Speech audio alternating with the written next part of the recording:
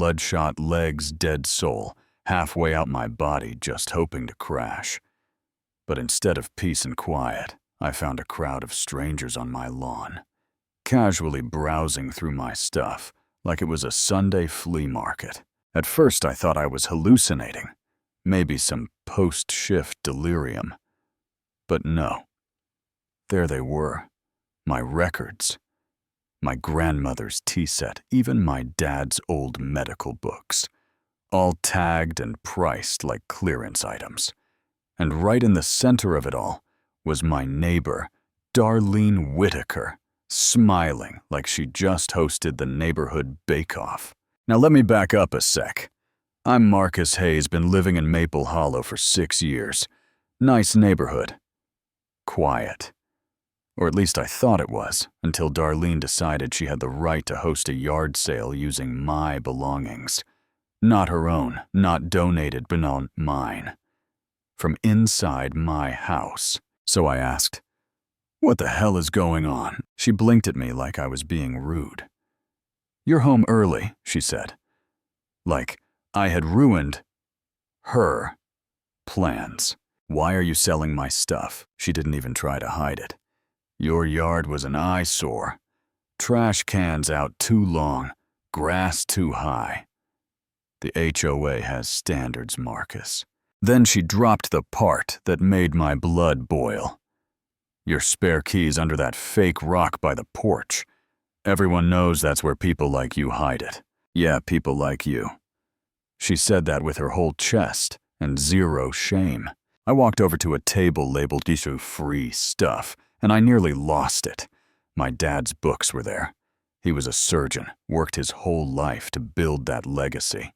And she was giving them away for free because, in her words, they didn't fit the neighborhood aesthetic. It took everything in me not to scream. I just looked at her and said, "The sale's over. Everyone needs to leave. Now." Some folks started packing up, others just stood there awkwardly. That's when she pulled out her phone. "I'm calling my brother. He's a cop. He'll explain how this is all perfectly legal." And sure enough, 15 minutes later, a police cruiser pulls up. Out steps Officer Kenneth Whitaker. Her brother, hand already resting on his belt like he's expecting trouble. But here's the twist.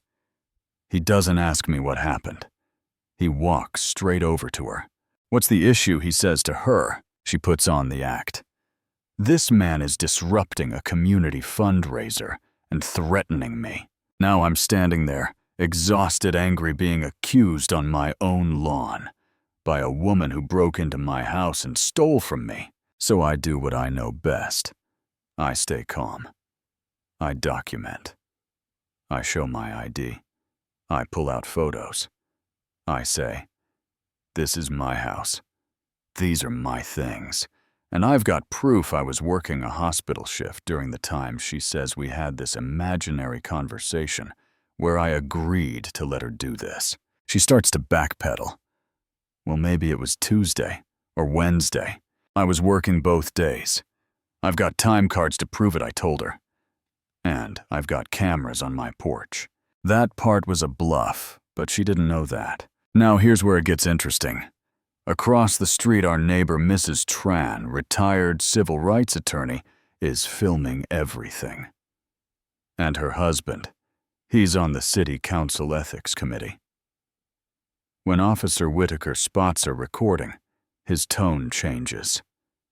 Fast. I tell him, "This isn't just theft. It's breaking and entering possibly a hate crime, and I'm not talking to you anymore.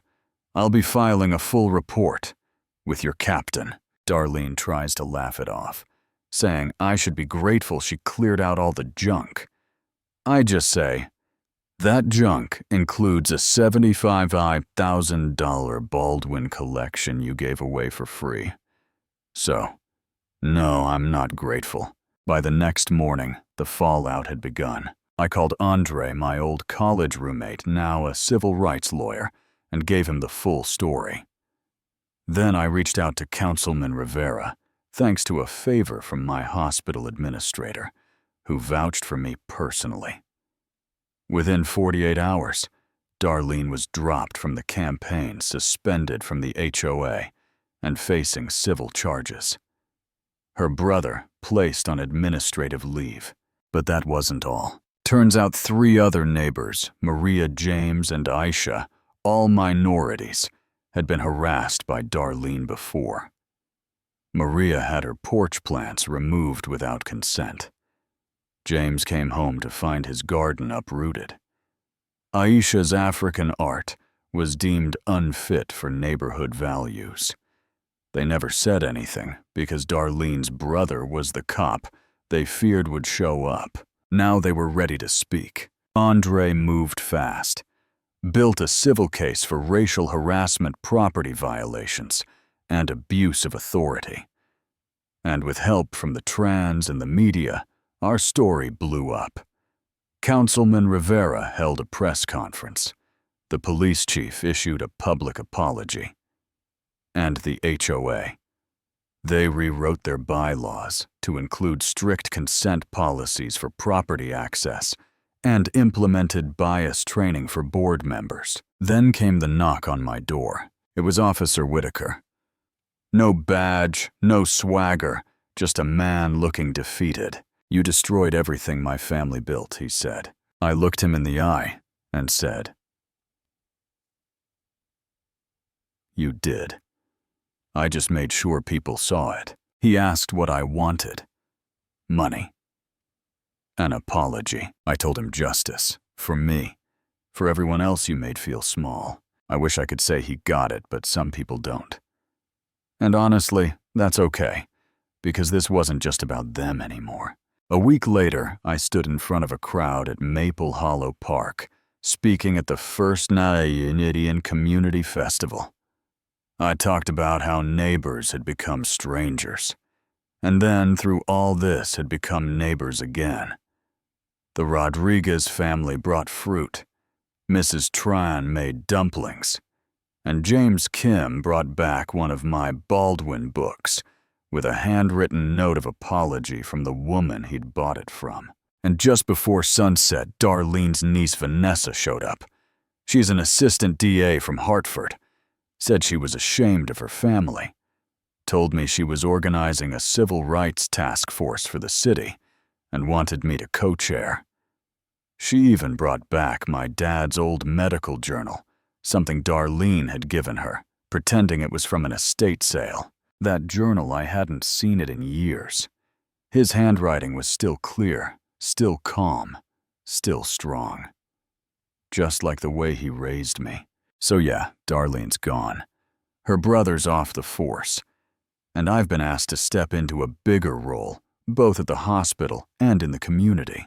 But I'll say this, if you told me a stolen yard sale would lead to this, I'd have laughed in your face. Sometimes the ugliest moments spark the biggest changes. And sometimes the real justice isn't just getting your stuff back, it's building something better in the ruins. So let me ask you, what would you have done?